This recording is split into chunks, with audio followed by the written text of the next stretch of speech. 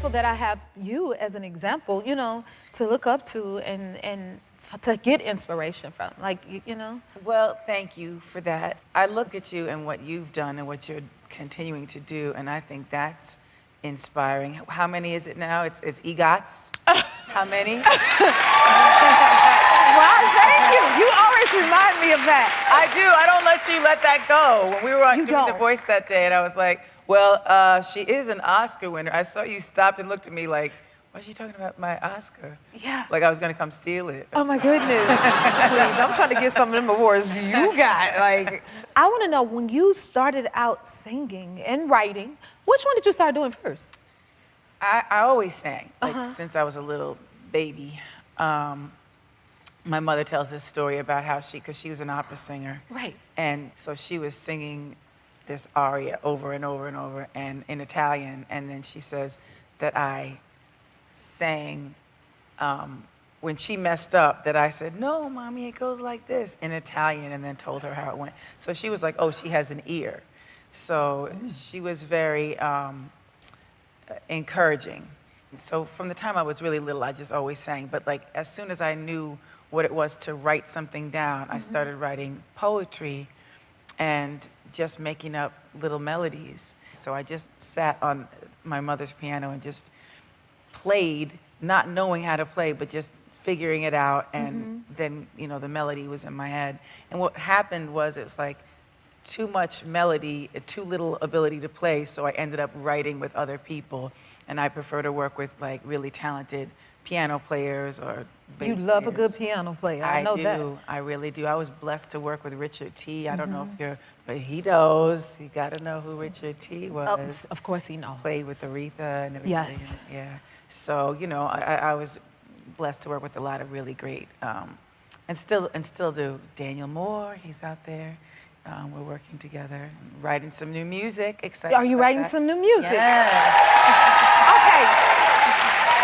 What I want to know is, because I want to talk to the songwriter of Mariah right now. Yeah. Like, do you dream up a song? How does it come about? What's your process? Sometimes I think it. Sometimes it's just something that's like going over and over in my head, and I have to go to my phone and record it on voice notes and just be like, it's been every era of like what I used to record my songs. I used to call my phone message, whatever it was back in the day when you call and just like your voicemail? Yeah, voicemail. And leave a message to yourself? And leave a message to myself with a little snippet of whatever I was hearing, and just take it from there.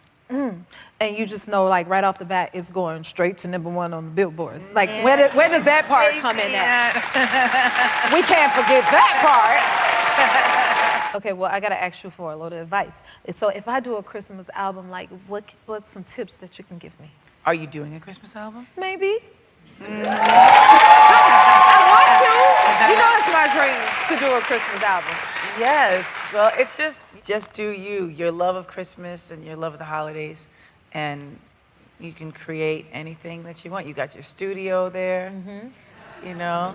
But is that in Chicago? It's in Chicago, and you have to know, in my studio, it's a picture of yourself, and it's a picture of Prince, it's a picture of Sam Cooke, it's a picture of Whitney, and it's a picture of Patti LaBelle and Aretha Franklin. And so whenever I'm singing, I call it my vocal throne room. I feel like an inspiration that comes to me from all of the greats like yourself that has inspired me so much. I would not be here without you. And all the legends, this is why we're having the Legendary series. We love it. And with that, I have to say, I have a little gift for you. Can I give you a gift? You already gave me a gift. You got me that robe. But that was doing The Voice. Now you at the Jennifer Hudson Show. You deserve another now gift. Annie gets upped. Yes. Okay. And if you come back and see me again, I'm gonna have another gift for you. Would you like to open your gift? You want me to hand it to you? This is my gift? This is your gift. Look at this. You wanna open it? Look, here, there's your album cover. There's your album cover for the Christmas. Oh my goodness. That's my album cover. That's the album cover. Ooh, maybe I'll get a duet. You see, I want to present you with the Jennifer Hudson Show Legend Awards to thank you for continuing to inspire all of us, each and every one of us, through your craft, through your person, through your music, through your legacy. We love you. Open your gift. I love you more.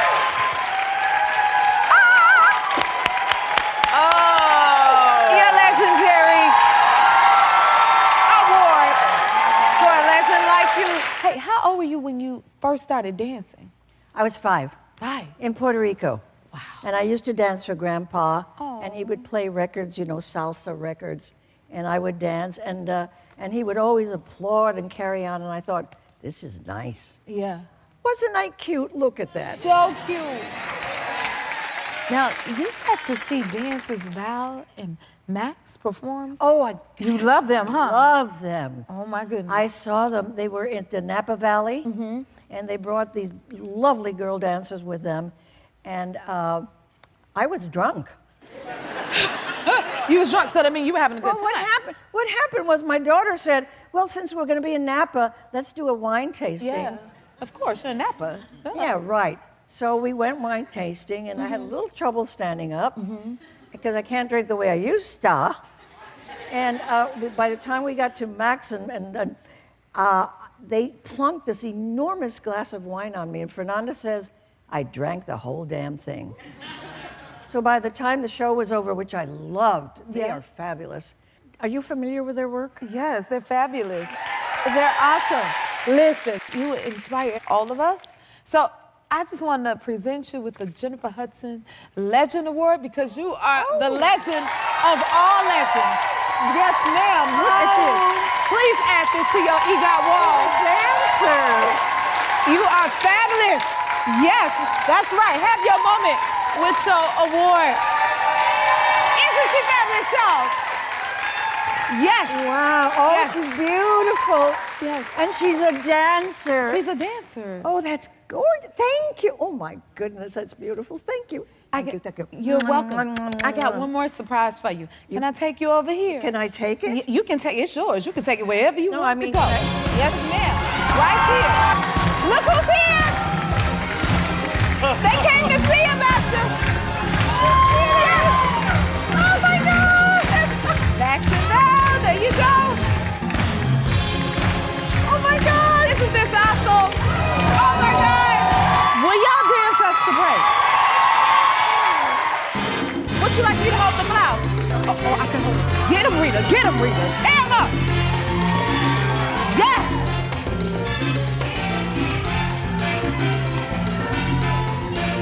Yes. Come on here. Oh, we better get it. Show him what you got. There you go. We'll be right back.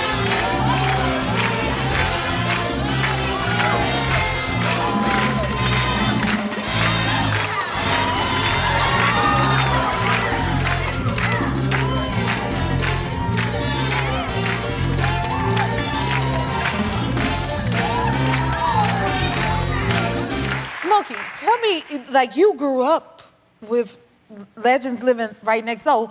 Tell me about your neighborhood that you grew up in. Okay, so I grew up 4 doors down the street from Dinah Ross. She was my 4 doors down the street neighbor, and I've known her since she was probably about 8 years old, you know. And right around the corner Right around the corner was Aretha Franklin. was Aretha Franklin. Do you see this? Yeah, and I want to say this since we talked. You were Aretha Franklin, babe. Oh, thank you. Oh yes. Thank you. Oh yes. Coming from Smokey. Hey, I'm telling you. So I've known her since I was 8. Yeah, so we met. They had just moved to Detroit from Buffalo, New York. She lived right around the corner. And there's an avenue called Woodward Avenue, and the Temptations live right across the avenue. The Temptations. And they were called The Distance then, though.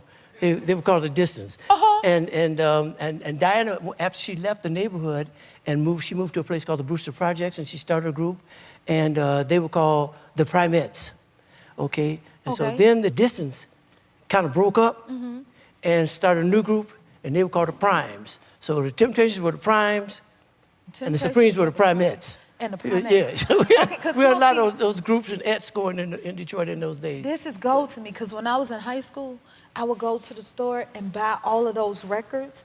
Like I used to bust up the hallway singing Martha Reeves and the Vandellas, and then all of those other songs I wanted. That's what I grew up in, trying to learn about. So to be able to sit here with you and hear that that Diana Ross was over here, and then you know, Temptations was at the corner store. I mean, coming from you is insane to me, y'all. This is crazy. How did this Soul Train moment with Aretha Franklin come about in 1979? You know, I don't remember exactly how it came about. I think that she was doing she was going to do a performance on Soul Train that day, and I just happened to be there because there was the New Miracles were there, and they had a new lead singer, and I brought them over to do Soul Train. And Don Cornelius, you know, he was an instigator, and he said, I want y'all to sing something for me. And she just went to the piano and started playing Ooh Baby Baby, and we sang it. So that's what happened. And, it is one of my favorite clips ever. We're back with Smokey Robinson. Now, you've had such an amazing career and worked with so many talented people. Let's take a look through the Smokey Legends book. Okay, we'll flip through the pictures of some of these icons, and then you share the memory and tell us where the picture is from, because I'm curious to know. Okay, if I remember. We're gonna flip it. If you remember. Yeah, all right. Go ahead. But, you know, okay, here's the first one. Oh. Okay, here's the Beatles. Well, now, that was later on. When I first met the Beatles, I met them before they became the Beatles, you know. The Miracles and I were performing in Liverpool, and they were playing in a little basement club. And many times when you're overseas like that, the promoter, after your concert that night, they would take you to the in spot in town to see whatever band is playing there, or dancing or whatever you want to do.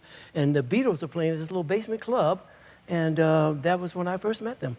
Oh my God. So they hadn't even came out like with No, big they record were just, they weren't the Beatles, they were the Beatles. Like, how do you say it? Like, it was the Beatles. Okay, we got to do another one.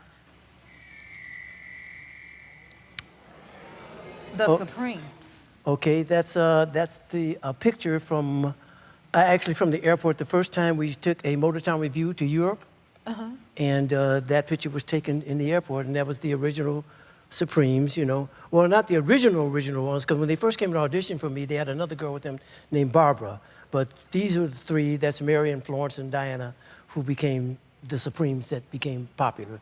But that was at the airport in London. And when you guys went to London, you went to perform? Were you all on the same Yeah, field? we went to perform. We took a Motown review. We had Diana Ross and the Supremes, Marvin Gaye, The Temptations, Martha and the Vandellas, Stevie Wonder, Junior Walker, Oh my goodness. and The Miracles and me, and the Funk Brother Band. I want a ticket to that show. Yeah. That's what I want. That's what I was sitting here thinking, like, if I could, woo, ooh, okay. Please give me another one. This is amazing. You know I want to know about this. Oh my goodness. When was the first time you heard Whitney sing, and where were you here? Oh, the first time I heard her sing, she was probably about 12.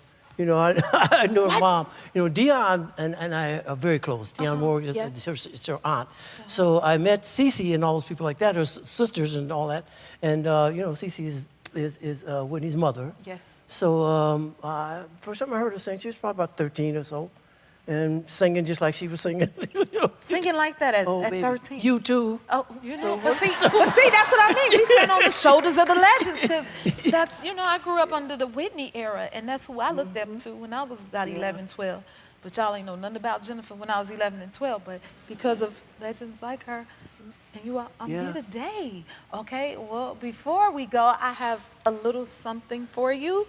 You know I had to get you something. You know, you're legendary. We want to bring it out. We like to present you with the very first ever Jennifer Hudson Show Legends Award.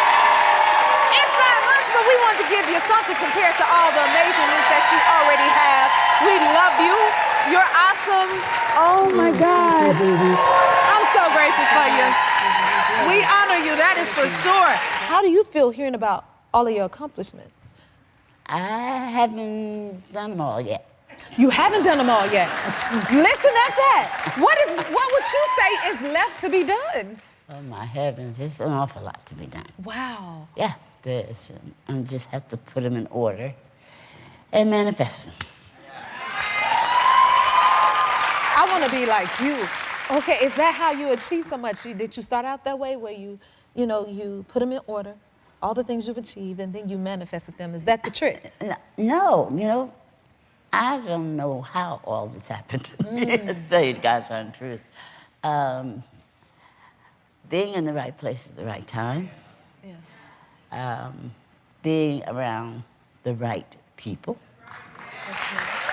and having confidence in what my Heavenly Father gave me. Yes. So, and it kind of all meshed and became whatever this is. An icon, a legend, Miss Dionne Warwick.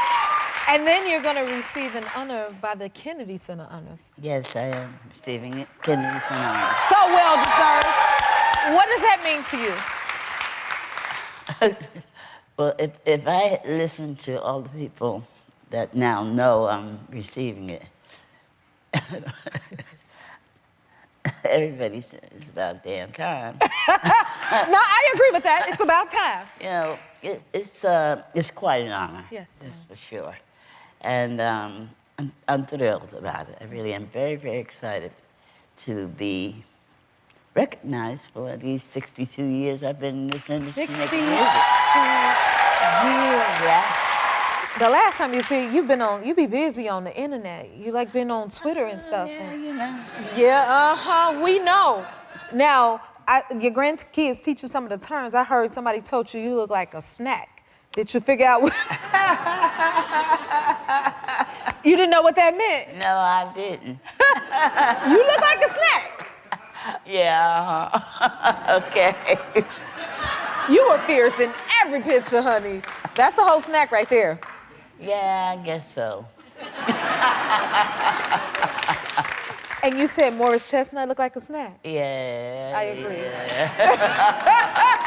he really do. So you've been in the industry over 60 years and you're still influencing culture today. Like Doja Cat sampled your song. Yes, walk on by. Look at that.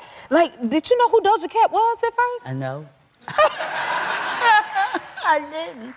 Yeah, that's how strong your influence is, which you already know. You've covered a lot of songs, or people have covered a lot of your songs through the years, even Luther Vandross. Yeah, Luther Vandross? Yeah. You two were really close. I never got to meet him. I miss him to this very minute. Oh my goodness. He was more than a friend. He was more family. Right. Luther would call me. We spoke every single day. Every day? Every day. And then maybe twice sometimes during the course of, if there was a wrestling match on. He liked wrestling? Oh, he was fanatical about it. Really? Oh, my God. And knew all the wrestlers. Called me 4 o'clock in the morning. Did you see the match? What match? You know it's 4 o'clock in the morning, boy? The wrestling. No, I'm not interested in wrestling. Oh my goodness. No, it's not my thing. Football, yeah. Yeah. Uh-oh. She's a football lady. I am. You are such an inspiration. I want to present you with the Jennifer Hudson Show Legend Award. So deserving. I have to get up and give this to you. And here is your award. Who do you think is a legend? Because you're such a legend. Do you feel what do you think of that when you hear that? When that whole icon thing is, it's hard to call yourself maybe iconish. Iconish. But on the way maybe, but it's just weird for you to call yourself that. Okay. Maybe. Well, we'll call you that. Okay. Okay. Let's see. Okay, I have a card that I have of some of your accolades, because this is insane. You've done so many things. You've produced 125 top 10 hits. 125. It takes a minute to process this, Mr. Face. 45 #1 R&B hits. Y'all got that? I'm steady processing it. And 16 #1 pop hits. Did you ever envision your journey would be like this? I didn't. I just was a songwriter, I just was a songwriter. you know.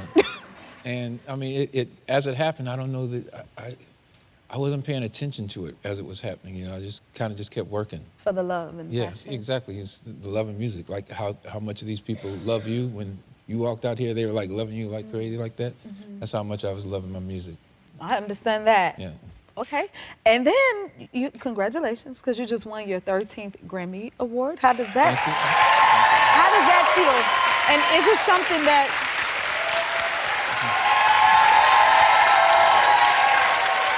is it a feeling that, you get used to after a while, like, oh, there's another Grammy, all right. No, it was nice, and because it was, I won it because I had the opportunity to, work with SZA. And She's great. And she's amazing, and she's such an amazing writer, and to just be in the room and actually witness it, and me being a writer myself, but I watched her, do her thing. I was like so impressed and just like, oh my God. Man. I just have nothing but great things to say about her because she's pretty amazing, and I expect so many more things from her in the future. All right. So she's just getting started. Just getting started. Okay. I believe it if you say it. I say it. He said it. So before you go, Yes. we got to give you the Jennifer Hudson Legend Award to the legendary Babyface, just for you. I hope you can add it to your wall in some way. Love it. It's great. But thank you for all you do. First of all, I lose my mind when it comes to the legends and the icons, and you are up there. You are Thank you, baby. one of them, one of the greatest vocalists, musicians, artists. Oh, I've been watching, okay? Now, I hear it's your birthday and you getting your Hollywood Star on the Walk of Fame? You better be living your best life. Yeah, I'm living my best life now. Yes. It's amazing. I've been through a lot, a whole lot, but I'm still standing tall. It's like... Yes, you are. Woo, child, how did you find out about your star? One day, my manager, he called and said, I'm on my way to the house. Don't turn on the TV. And I was like, why come I can't turn on the TV? He brought the whole office with him. And when they walked in, he went to the TV and started doing something. And I'm like, what are you doing? And they all stand around with the cameras. I knew something was up. I didn't know what it was. They surprised you with it. Yeah, it was a surprise. And they was like, and I said, what's this? What was What's my name on there for? What is that? it?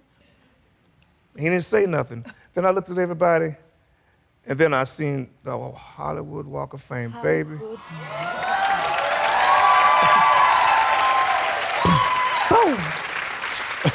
I fell to my knees. Did you fall to your knees? I fell to my knees, tears were just running. I couldn't believe it. I was like, are you joking me? It's like, no. It's so well deserved. I know. What you talking about? But I'm happy. I'm so happy. We are happy for you. Now, Charlie, you gotta clean your own star.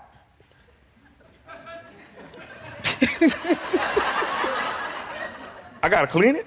Yeah. Okay, okay, listen. Are you serious? No, I'm just playing. I mean, you can if you want to. But I'll clean mine. You gotta help me clean mine. I help you clean yours. You know what? I clean yours and mine. How about that? Jennifer be out there just mopping it up. I would clean yours graciously. I'll get the Windex and a little bucket and a brush and all of that. Some soap. It's well deserved. Now, I want to go back, because we know you've been open with your struggles through life. What would you say is your key to how you got through it, and then why have you been so open about it? You have to believe in yourself. You have to believe in your higher power. You got to have a higher power. Then you got to have a support system. Right. And those two I did have, and I still have. Because what I'm saying, let me tell you, I see a lot of people, most of them is dead now, but they used to, I don't get high no more. I just take a drink every once in a while. You can't take a drink every once in a while. Okay. You can't do that.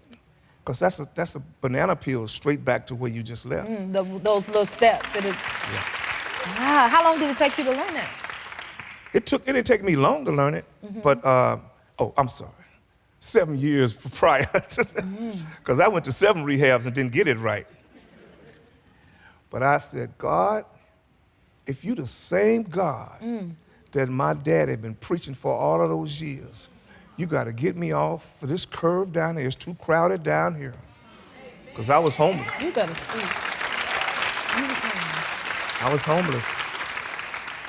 And so I have a support system, and I believe in God. I still believe in God. I ain't gonna never stop believing, and I always shout every night on the stage. You're a walking testimony, that is for sure. Man, I can't believe it. I'm having a moment, Charlie. You do know this, right? If you see how my hand was shaking, I don't play. So, obviously you have a very successful solo career, but you were a member of the Gap Band. Who named the Gap Band? I think a few of us did. We was called the Greenwood Archer Pine Street Band. And we tried to put it on the poster. We did put it on the poster. So that was the whole name? I kept Greenwood, but finally we abbreviated. G period, A period, and P period. Then once through a typographical error, the periods were omitted and up jumped the word gap. And I added the band to it. Come on. There you go. Did y'all realize what you guys were creating when you all started? Did you realize what you were creating? Like, you guys are legendary, iconic, timeless. We wrote everything, and all I needed was a Moog bass, and I got that Moog bass, and after I got played for about 15, 20 minutes playing too much, I calmed down, sweating, and it was a part that I liked, then I played that part. Wow. You just music. Look at him, y'all. You can't help yourself. It's in your blood. I have to ask this. Who were some of your musical influences growing up? See, my mama was the state minister of music, Oklahoma Northwest. She started all the state choirs in Oklahoma. My father was Reverend O.W. Wilson at the time. And so we weren't allowed to have, my mom used to say, blues music. Get that blues out of here. Yeah, I understand that. So I had to go next door to listen to what we had to listen to. So I had to go to my neighbors. the first one was Sam Cooke was one of them. All right, I could feel it in there. And it was Little Stevie Wonder. Come on. I thought it was a girl. I said, Mama, I can get him, Mama. She said, boy, I can get that girl. She said, that ain't no girl, baby, that ain't no girl. Stevie Wonder was Sly and the Family Stones and Donny Hathaway. Donny Hathaway. Man, I wish I could have been up in there to just be around all y'all. I got a chance to meet Donny Hathaway. You did? In Chicago at a expo. Expo 71, they called it. Did y'all sing together? And I was in college. But yeah, I went to see him. So my classmates was behind me, and they said, I want somebody to come sing. And they behind there pointing at my head. I didn't know they was doing all of that. And he said, you. And I'm like, me? Come on down. And I looked back, I knew they was doing it because I went down and he said, sing this. And I sang it. And he said, sing this. And I'm gonna sing that. And I said, okay. So he gave me something to sing. He said, da-da-da-da-da-da. I said, da-da-da-da-da-da. He said, what? So from there, I was just like, we was at the piano bench and harmonizing. Every time he sang something, I put a little edge on us, a little bit more on it. Man. And man, we got really close that day. He said, what's your name? I said, Charles Wilson. Man, he said, boy, they got a problem with you when you get big. But what better time than now, since we're talking about all the legends? I can't have you here without presenting you with this. This is the Jennifer Hudson Legend Award for you because you are so legendary, so iconic. Yes, we honor you. This is yours. Please keep doing what you're doing. And here at JHud Productions, we celebrate everything. Wow. It's your birthday, so Yes. we want to sing you a happy birthday. Bring on out the birthday cake. For the one and only Mr. Charles. Uncle Charlie is what Snoop calls him. Happy birthday. Come on, y'all. Happy birthday to you. Wow. Happy birthday to you. Come on. Happy birthday, Uncle Charlie. Happy birthday to you. We love you so much. Coming out of Hollis, Queens, like, did you ever think you would have this type of success and the impact that you've made? You know, when you're young and you're getting on the mic, you're just doing it for love. I know you know with singing, you're not thinking, I want to be a star. You're just doing what you love. So I was just kind of following what I wanted to do. I love to DJ. I learned how to DJ at DMC's house in the basement, and I honed my craft in my attic in Hollis. So for me, it was never like, oh, I'm going to be a big star. It was, can I get on those turntables? It was always like, can I get some? Can I get the mic? So when that's your passion, usually things follow. Right. Because you're never like focused on being a star. You're focused on Your passion. That's it. The love for it. I totally Do what you love and understand. everything else And follows. it'll make room for you, right? Yeah. Oh, the gift make room. Okay. Don't You start got preaching. that? I ain't gonna preach at Don't you now. don't do that. We're gonna turn this into church. Yeah, that's okay. We accept that at the happy place. Now, how old were you when you started DJing? I was like 14 years old. 14. 14, 15, and DMC had turntables in his basement. He had a Gemini mixer and 2 turntables, and I'm like, what is this? Yeah. And he's like, this is how you do it, Joe. And I learned, I ran home, and I was down with Curtis Blow, too. I guess a whole lot of stories mixed with this. Oh, y'all, yes. I was known as the son of Curtis Blow. So I did a couple of shows for Kurt, made some money, and I put some turntables in my attic. And I got better and better and better, and that's how it all came together, just learning as I went along. But I DJ better than I rap. Oh, you okay? Much better. You DJ better than you rap. So when did you like decide to Put it all together. put it all together? Well, you know, when I did Mary Mary, I was just in my basement like mixing Mary Mary with a record called I Can't Stop. So I'm a masher. I mash records together like you see Walk This Way or Peter Piper, because we didn't have anything to rap over. We had to rap over beats that we found out your mother's collection. You pull up a Bob James record or you pull up a Billy Squier, you pull up Aerosmith, and you scratch them together, and that would make the beat. And when the beat is made, then you rap over it. So all the records that were put together, I was known as the dude like, I got this idea. Tricky was actually made on top of It's Like That. The record you came out dancing just like that? Man. So Okay. we was rapping. You know, he just hit you like, okay. Well, right, Sorry, Rev, I'm true. back. So we used to do Tricky over It's Like That. And then we said, okay, let's make Tricky a real record. We should just do a little piece, because when the break comes, you have to find what you're gonna do. You can't say, throw your hands in there every time. So we do It's Tricky to rock around, do rock. And we did that over It's Like That, and then we got to the studio and made the real record Tricky. Y'all got that? So Run-DMC was always the name. Was that always the name you wanted to use? Now, back in the day, you would have names like the Furious Five or Grandmaster Flash or the Funky 4+1. So we were gonna be the Sure Shot 2. And then management came up and said, why don't you call yourself Run-DMC? Because I was Run and he was DMC. But we wasn't gonna call ourselves Run-DMC. We were gonna be the Sure Shot 2 like everybody else, the Funky 4 or the Treacherous 3. So we was like, we're the Sure Shot 2. He's like, no, let's do this. And it sounded weird at first. We was like, all right, we'll go with it. We listened to management and it kind of worked out. It kind of worked out. A little something. It more than worked out. I gotta ask, where y'all get y'all style from? The streets.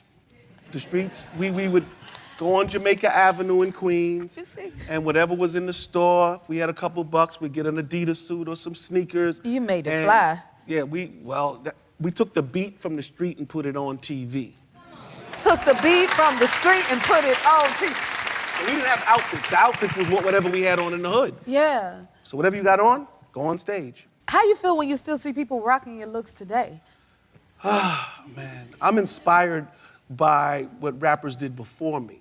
So when people tell me, oh, like Ice Cube or somebody, like, I love what Run-DMC did, and I'm thinking, well, I love what Grandmaster Flash did. I love what Grandmaster Caz did. So I had heroes of my own. So I can accept when somebody says they love what I do, because I know how I get shook when I see Melly Mel. Like, well, that's Melly Mel. Don't push me, cause I'm close to the edge. Right, so when I see Melly Mel, I'm like that. So if somebody sees me and they say it, I'm like, okay, I get it. You're like what I am when I see Flash. Yeah. Because Flash is the original dude Wow. on them turntables. Listen at this. Okay, I love right. learning Gives from you the some legends history. like yourself. You got me on the edge of my chair. You see Me that? too, I got the history coming at you. That's history coming at us. Okay, now, LL came in I need the timeline. A little bit after. After y'all, right? He's from around Hollis, right there on Farmers Boulevard.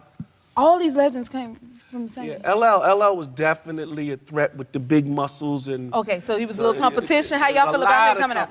There's a lot of competition because he would come, my radio. Like, somebody's after the crown. Yeah, but LL was an amazing rapper, and I definitely had to keep. He was right on my back. We did a lot of touring together, but he's he's like Gigantor, big muscle-bound rapper, take his shirt off, muscles. I'm like, okay. All right, let me keep my eye on this dude. Yeah, keep your eye on him. Well, we keep an eye on you. You got to stick around for a little bit, okay? I'm here. All right. More with Rev Run. We'll be right back. We're back with Rev Run. Kings from Queens. I love that title. Yeah. Why was it so important to get your story out now? Well, I think it's all serendipity, God, because the 50th year hip hop came. We were talking about doing a documentary. And years would go past, and we doing it, and not doing it, and kind of doing it, and maybe doing it. And next thing you know, boom, this 50th year hip hop, and it's finished, and poof, it happened. I didn't make a decision. I think we didn't make too many decisions. People think they're doing things, but I actually think we're being done. Speak. You're gonna be here. Come on, elaborate. You think you're doing, but God is doing it for you. Yes. God knew what I was gonna, Michael Jordan was gonna dunk, I was gonna rap, you was gonna be sitting here. Like, we have some room, but a lot of the time we ain't got that much room. Y'all listening? You ain't got as much room as you think you do. Yes. And it's good to trust it and walk into it. You gotta trust it, walk into it. Like you said, you was a singer. How'd you end up with this big, beautiful show? Right? Did you expect this when you was first singing? You know what I didn't. Every time I come out to the I'm doors. gonna be a TV host. Did you ever say that?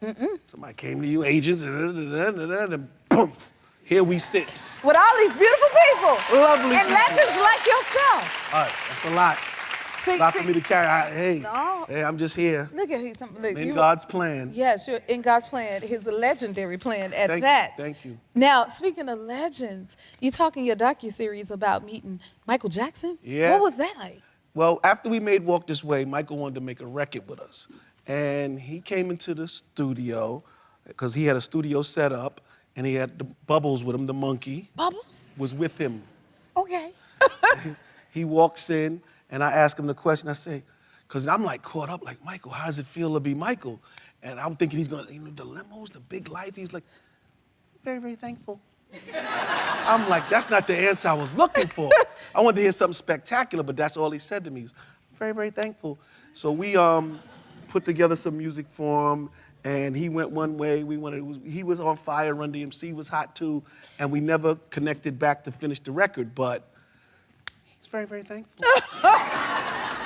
That's what he said. I wanted to hear something spectacular. That's all he gave you. Like, I get down like this and I sing like this. Very, very thankful. Oh my goodness. So I gotta ask you, because you've been in the game for a minute. And, Yes. I can't. Since 83. 83, y'all. 83. Did you ever think your fashion would change the game and be so impactful? Oh, I got something for you. You got something? Yes. Bring it out. You know I love it. Ducky. Sir, you ain't gonna be able to tell me nothing. Oh my God. I signed it. You signed it for me? And I got you the shell. And they signed? You good. I'm good, y'all. You good. We honor you for everything you are Thank and you, that thank you do. You blessed us. You brought us together. You brought us so much joy, great music, and everything. So, here at the Jennifer Hudson Show, we want to give you your Legends Award for you because you are just that. There you go. Look what I got, Mom. Ain't nobody like them. If you like this video, smash that like button and subscribe to the Jennifer Hudson Show YouTube channel. Check your local listings or visit jenniferhudsonshow.com to see when you can watch full episodes in your area. And don't forget to sign up for the newsletter.